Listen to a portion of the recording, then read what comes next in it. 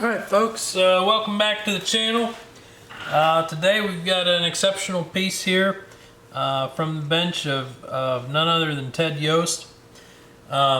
This pistol has some history with Ted, certainly, and is kind of an important piece, I think, to the growth and puzzle of Ted's career and the level of pistols he came to build throughout it. A little backstory on the gun. This is the Colt left Hartford in 2007. It is a government model, 38 Super. It is an 80 series gun. The pistol was built that same year by Ted for his good friend Ray Harms. Ray worked with Ted, trained under Ted, learned how to work on the platform. The 1911, Ray later went on to open his own shop. And Ray also had another business venture that some of you may have heard of, the CCF race frame Glock frames. They were metal Glock frames, and you know, they could add weight. They could also reduce the back strap. They had, I believe, a plate that slid in and out on the back to make them smaller in the hand. Pretty innovative stuff in its day. We're talking, you know, fairly early 2000s here. And I believe they offered them in aluminum and steel, and as you can imagine, a steel Glock frame would add quite a bit of weight to the platform. Of course, they were marketed as the additional weight, different textures, the ability to reduce that hump on the back of the Glock frame, and the frames wouldn't flex like a plastic frame, so trigger pull should be more consistent, should be a little more durable. I'm not tuned in enough to that to know whether any of that was true or whether it was choice marketing, but they're a cool footnote in the history of custom handguns. And Ray's relationship with Ted is a pretty long and storied one. Ray has since passed away, but this pistol was built by Ted for Ray right about the time Ray was learning how to work on 1911s. And the pistol is beautifully executed. It's a full house build from Ted with some options you don't normally see on Ted's builds. So we see on the front here a fiber optic front sight. That front sight is not something you can go out and buy. That is something Ted cut from a blank.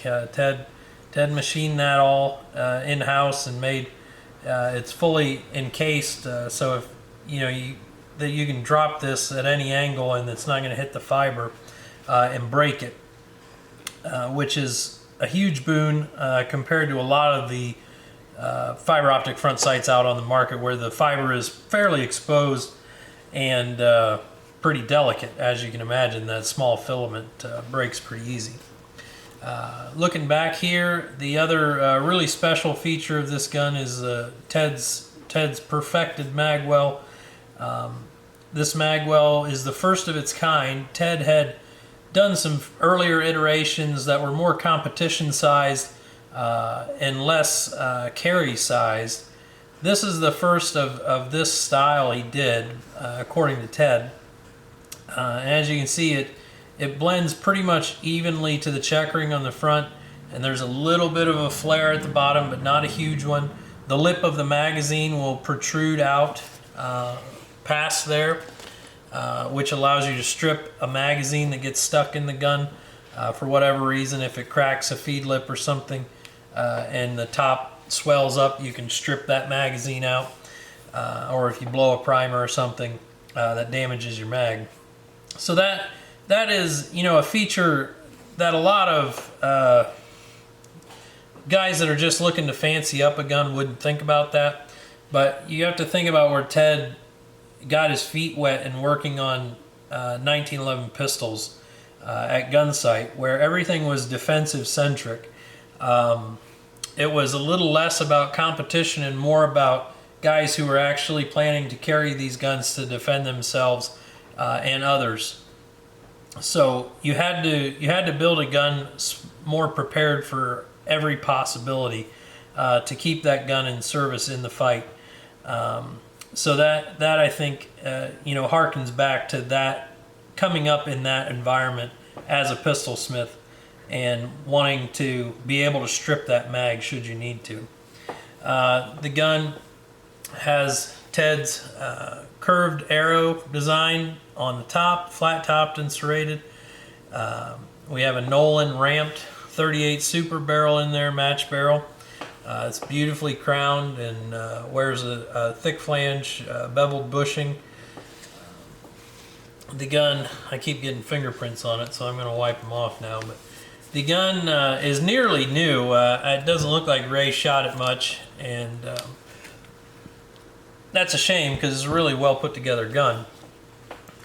But beautiful blued finish on this. Of course, Ted's handmade grips. Not a lot of people know that Ted was certainly more into stock making for rifles and shotguns than pistol work prior to his arrival at Gunsight. So his woodwork is really impeccable, and in my opinion, peerless in the pistol market for guys that build guns. So very, very few of them build grips, and the ones that do, very few of them attain this level of fit and finish where there is no overhang on the mag well, there's no overhang on the front and back. It meets the lines of the frames front and back beautifully. We've inlet around, even the sear pin there, which is unnecessary, but it's a classic touch, a classy touch. And even the top line of these grips comes up to the address on the frame. It does not cover it, but it also isn't shy of it. It comes up right under the PTFA MFG, so Patent Firearms Manufacturing, on the Colt address, which I think is really a beautiful touch, and one Ted certainly perfected in his career. The gun has a Bomar BMCS fully adjustable rear sight. That's another thing to give some special consideration to. Being an 80 series gun, there's a firing pin plunger, a firing pin safety plunger in that slide that comes up right about here and would interfere with the pocket for the rear leaf on the Bomar cut. Ted cooked up a way to work around that. I forget how he calls it in the build sheet. Let me open this up here. Serrate rear slide to match Bomar. Install Bomar rear sight with proprietary 80 series slide modifications. I won't go into what that is. I know what it is because I've asked Ted and I've seen pictures of in progress works that he's shared with me on how he executes that. But it's really a genius way to work around so that you don't have to mount that Bomar hanging off the rear of the slide like so many guys did in the 80s, 90s, and beyond. Hell, I think Colt still does on their 80 series gun, hang the Bomar off the rear of the slide by something like 100,000ths of an inch or something. We also have nicely cut ball cuts here. The frame lines are dead straight. Really a Ted signature move there to clean those lines up and make sure everything runs straight north and south on the gun and there's no wonky lines. That certainly wouldn't have been at the forefront of importance at the gunsmithy, as they were often just trying to get guns functional and back out on the line, and customizing them for the fight, customizing them for function. But it's something even on Gunsight era guns that were full builds from Ted, which are not super common, but you do encounter them from time to time. They're often really, really well executed for guns that were being ordered from a strict defensive shop that wasn't at that time trying to build heirloom grade guns, but they were because Ted was there. Beyond that, the gun is in exceptional condition. Like I said, the gun could pass for unfired in looking at the insides. The gun has a short greeter trigger. Obviously, Ted's perfect 30 lines an inch hand checkering, front and rear. Gentle round butt on there. A little bit more about Ted's mag well here. Ted, you know, there were other weld-on mag wells at the time. You could get them from Heine and Scott Mulkerin and what's the one I'm missing? Not Barstow. Anyway, it'll come to me. There were lots of outfits. Ed Brown sold them, as well as I think Mark Morris sold one, and anyway, there were lots of them out there, and most of them were competition centric, giving you just as huge of an opening as physically possible.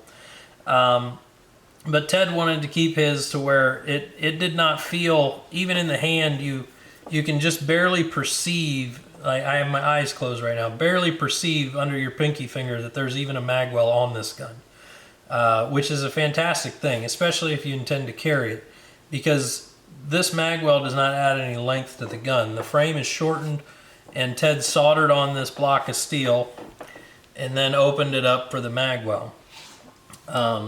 So it's a seamless fit.